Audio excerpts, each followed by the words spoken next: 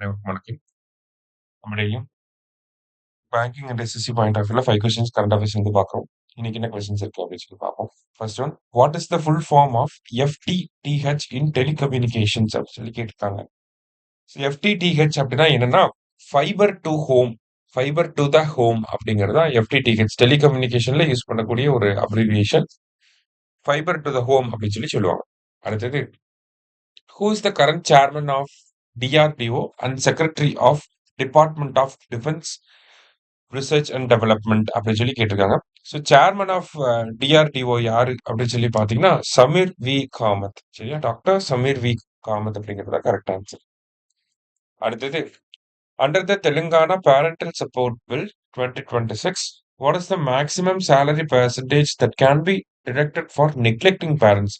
So Telangana government வந்து ஒரு parental support bill அப்படின்னு சொல்லி பேரண்ட்ஸோட ரெஸ்பான்சிபிலிட்டியை அக்கௌண்டபிலிட்டியை இன்க்ரீஸ் பண்றதுக்காக ஒரு பில்லை வந்து ப்ரப்போஸ் பண்ணியிருக்காங்க. ஸோ அந்த பில் படி பார்க்குறப்ப என்ன அப்ஜெக்டிவ் அப்படின்னா நெக்லெக்டிங் பேரண்ட்ஸ், அவங்க குழந்தைய பார்த்துக்காம விடக்கூடிய பேரண்ட்ஸ்லாம் இருப்பாங்க இல்லையா, அந்த மாதிரி நெக்லெக்டிங் பேரண்ட்ஸா இருக்கீங்க அப்படின்னா உங்களோட மந்த்லி சேலரியில இருந்து 15% வந்து மேக்சிமமா வந்து கவர்மெண்ட் டிடக்ட் பண்ணும். ஓகேவா? மானிட்டரி பனிஷ்மெண்ட் அப்படிங்கிறத குடுக்குறாங்க டு என்ஃபோர்ஸ் அந்த பேரண்டல் லயபிலிட்டிய வந்து கொண்டு வரதுக்காக. சரியா? ஸோ 15% அப்படிங்கிறது மேக்ஸிமம் சேலரி பெர்சன்டேஜ்னா 15% நெக்லெக்டிங் பேரண்ட்ஸ்க்கு.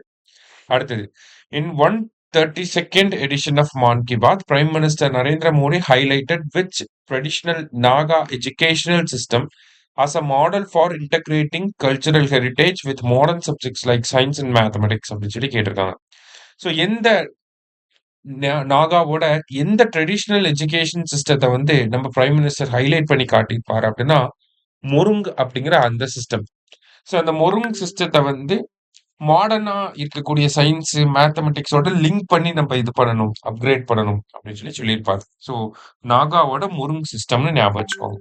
லாஸ்டா, which route and manufacturing unit are associated with India's first hydrogen powered train அப்படின்னு சொல்லி கேட்டிருக்காங்க. ஸோ ஹைட்ரஜன் பவர் ட்ரெயின் அப்படிங்கிறது மேனுஃபேக்சரிங் யூனிட் யாருன்னா ஐசிஎஃப் இன்டெகிரல் கோச் ஃபேக்டரி.